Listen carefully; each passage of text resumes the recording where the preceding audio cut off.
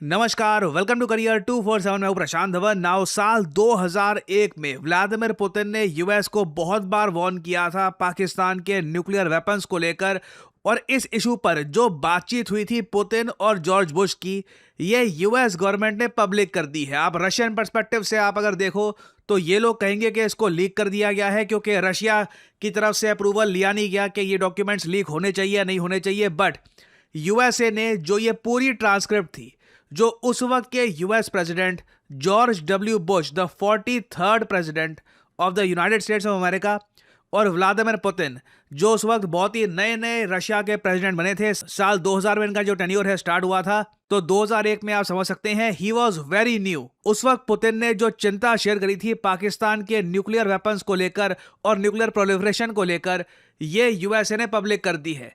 Now Russian perspective से कई जो उनके जियोपॉलिटिकल एनालिस्ट है वो ये कह रहे हैं कि देखो ये इंटेंशनली किया गया है आज के समय जब रशिया पाकिस्तान के रिलेशंस थोड़े बहुत आप कह लीजिए इंप्रूव हो रहे हैं। दोनों कंट्रीज एससीओ के पार्ट है और जगह भी आप कह लीजिए कभी कभी पुतिन और जो शहबाज शरीफ है उनकी मीटिंग होती है।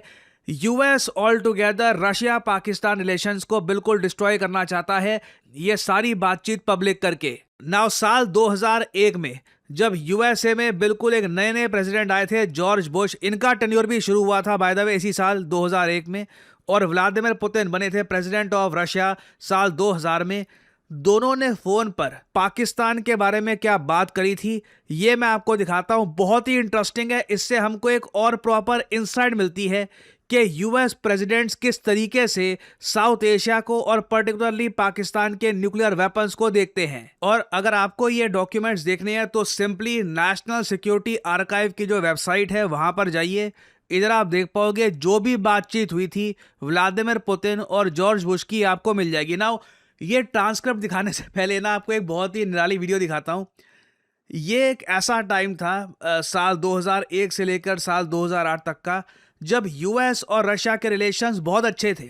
रशिया G8 का पार्ट था। जी हाँ, उस वक्त G7 नहीं हुआ करता था, G8 हुआ करता था।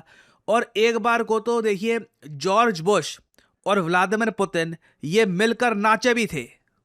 ये इधर आप देख पाओगे पीछे यहां पर व्लादिमीर पुतिन है, ये जॉर्ज बुश, दोनों रिस्पेक्टिव कंट्रीज के प्रेसिडेंट्स हैं। और देखोगे यहां पे आप किस तरीके से ये डांस कर रहे हैं।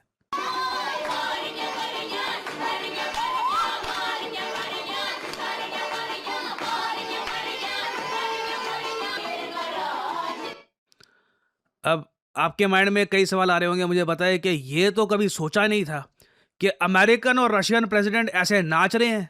मतलब वर्ल्ड लीडर्स को वैसे ही नाचते हुए बहुत कम देखा है। ये कौन सा जमाना था? क्या साल 2001 से लेके 2008 के आसपास दुनिया में ये सब हो रहा था? जी हाँ, बिल्कुल। सिचुएशन उस वक्त बहुत ज़्यादा डिफरेंट थी। इसलिए कहते हैं जियोपॉलिटिक्स में ना कोई परमानेंट फ्रेंड नहीं होता, कोई परमानेंट एनिमी नहीं होता। यही दो देश थे, प्रेसिडेंट्स इकट्ठे नाच रहे हैं, ठीक है। और अगेन जो ये डांस हो रहा है ना, ये ट्रेडिशनल रशियन डांस हो रहा है, ट्रेडिशनल रशियन म्यूजिक के साथ। आज के समय आप सोच नहीं सकते कि कोई यूएस प्रेसिडेंट इस तरीके से नाचेगा। ना हो सकता है कि आप में से कुछ लोग मुझसे ये पूछे, चेक करो सर बैकग्राउंड वगैरह में कहीं पर जेफरी एप्स्टीन भी कहीं पे बैठा होगा। नहीं, जेफरी एप्स्टीन यहाँ पर नहीं था, होपफुली नहीं था। बट इससे एक आपको इनसाइट मिलती है कि जॉर्ज बुश और व्लादिमीर पुतिन कितने करीब थे। दोनों के अंडर यूएस और रशिया के रिलेशंस कितने इंप्रूव कर चुके थे। कई लोग जानते नहीं है कि 9/11 जो यूएसए के इतिहास में सबसे बड़ा आतंकवादी हमला था, 2000 अमेरिकन मारे गए थे। जब 9/11 हुआ ना, उस वक्त perhaps one of the first few world leaders जिन्होंने अमेरिका को फोन किया था और यह कहा था कि मुझसे जो भी हेल्प आपको चाहिए मैं प्रोवाइड करने को तैयार हूं, वो थे व्लादिमीर पुतिन। पुतिन जेन्युइनली चाहते थे कि यूएस और रशिया के रिलेशंस बहुत मजबूत रहें और कभी कॉम्प्लिकेशंस ना आए। बट अनफॉर्चुनेटली ये सब चीज़ें चेंज हो गई।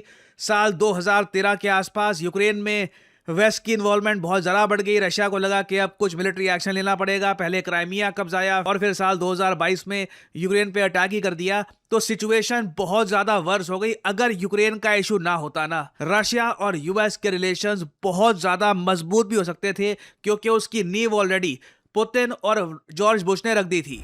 नाउ सिंस आप पुतिन और जॉर्ज बुश के उस वक्त के जो डायनामिक्स है ये समझ चुके हैं, अब जो ये डॉक्यूमेंट्स मैं आपको दिखाने वाला हूं ना, ये आपको और प्रॉपरली समझ में आएंगे। अब मुझे पर्सनली ये चीज बहुत अजीब लगती है, भारत ऐसा कभी नहीं करता, कोई भी देश नहीं करता, ना चाइना करता है ना रशिया करता है।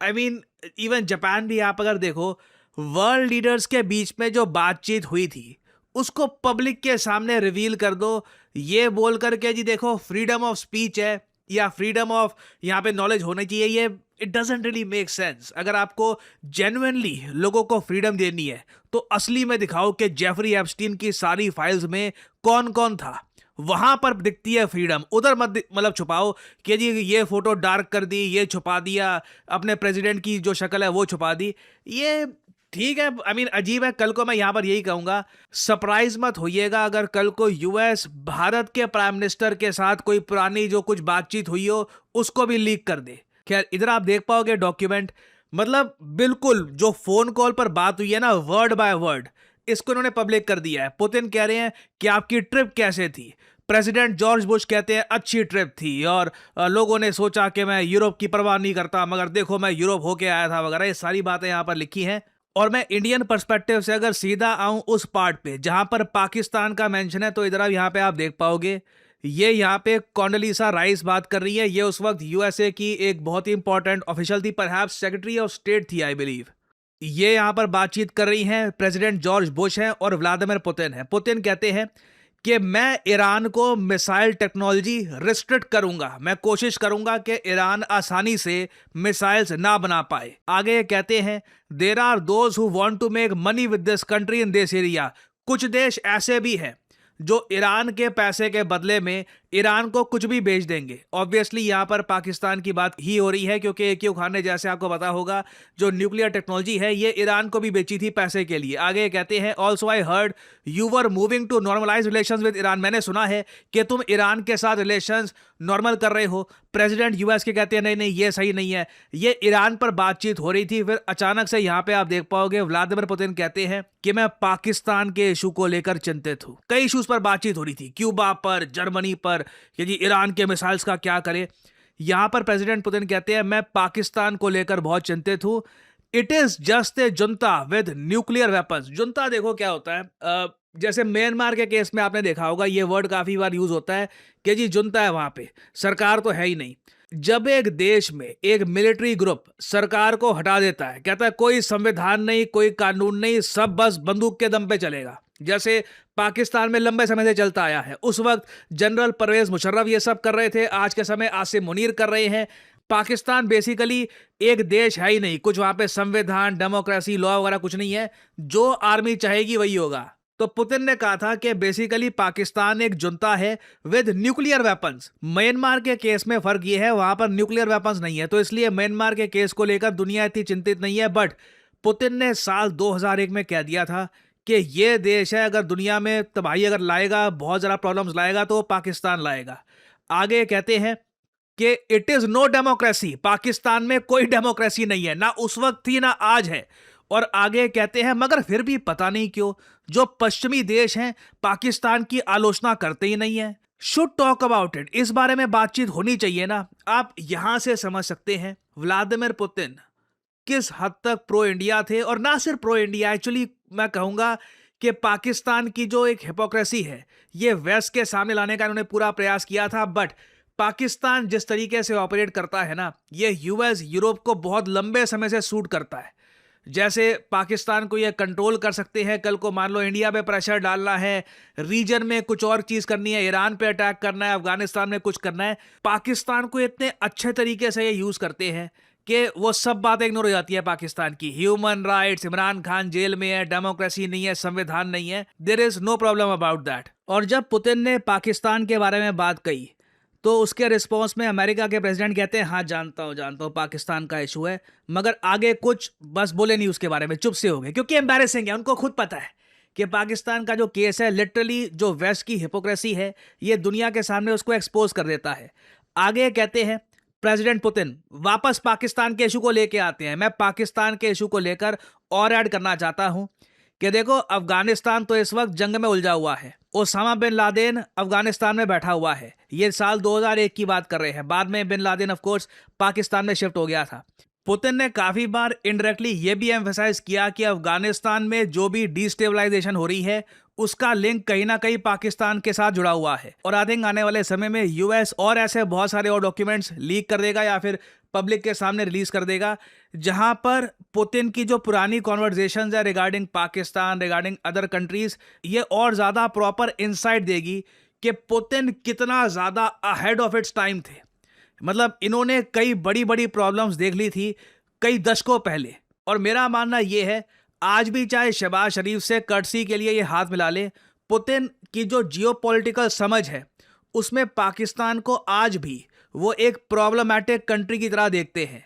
बट ऑफ कोर्स क्वेश्चन यहां पर यही आता है कि क्या पुतिन अपने देश की स्ट्रेंथ बचा पाएंगे। ये सब कुछ देखिए इन दी एंड डिपेंड करता है कि क्या रशिया आने वाले लंबे समय तक एक स्ट्रॉन्ग कंट्री रह पाएगा, क्या भारत को रशिया की जरूरत होगी। ये भी एक कड़वा सच है। अगर मान लीजिए रशिया की इकोनॉमी बहुत ज्यादा पीछे चली जाती है, इनकी यहाँ इनोवेशन इतनी होती नहीं है, अमेरिकन हमको ज्यादा अच्छे ऑफर देते हैं, इजराइल कहता है कि हमारे साथ वेपन्स मैन्युफैक्चर करो, इंडिया रशिया से आगे निकल जाएगा, बट अगर रशिया, मैं कहूंगा कि टेक्नोलॉजिकली एक सुपीरियर कंट्री रहता है और अपनी इकोनॉमी भी ये लोग मैनेज कर लेते हैं, आई रियली डाउट कि रशिया से ज्यादा बेहतर जियोपॉलिटिकल फ्रेंड भारत को मिलेगा। आई मीन ऑब्वियसली आप किसी पे 100% भरोसा नहीं कर सकते, हर कंट्री अपने इंटरेस्ट के साथ काम करता है, बट इनके लीडर्स के जो इंटरेस्ट है और जो सोच है ये इतना ज्यादा अलाइन करती है भारत के इंटरेस्ट के साथ कि कोई कंपैरिजन नहीं है।